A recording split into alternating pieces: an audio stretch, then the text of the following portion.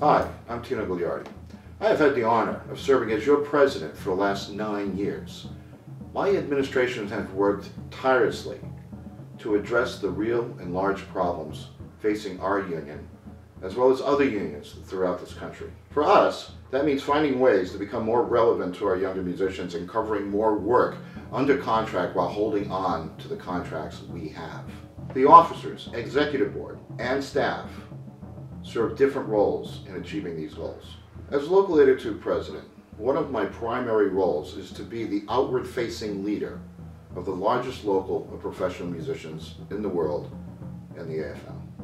My personal mission has been to position Local 802 as an influential voice, not just in the New York music community, but in the larger world of global music, labor, and politics. My work with the AFM has furthered this mission. The American Federation of Musicians is what we call a non-governmental organization, or an NGO.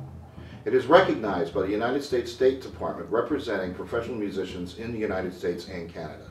When I went to Beijing as part of the AFM contingent to be part of the World Intellectual Property Organization Treaty Conference for the protection of performers on audio and visual product, the power that represents to the entertainment industry is palpable. We fought to get fair remuneration for all creators and makers of musical product, many of whom are part of Local 802.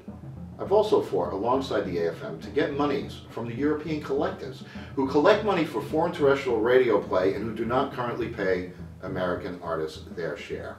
70% of all the music that exploited in terrestrial broadcast or digital play is Anglo-American. The bulk of that 70%, possibly 50% to 60%, is actually coming from the United States. We don't import music, we export music. The work is ongoing, but we already have had some success.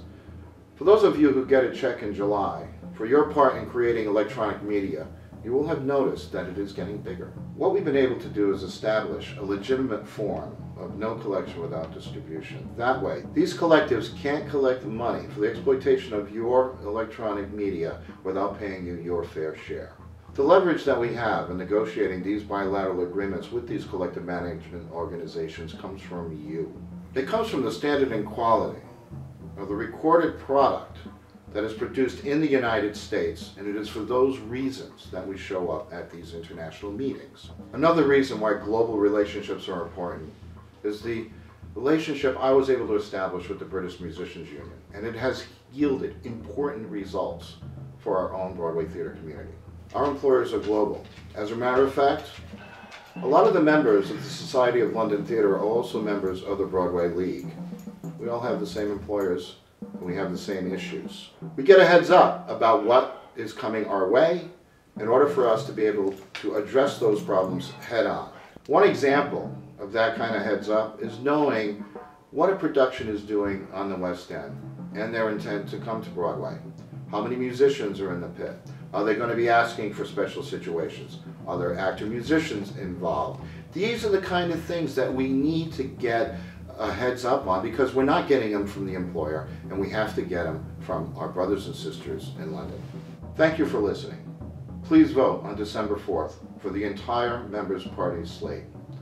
We represent the professionalism that you deserve.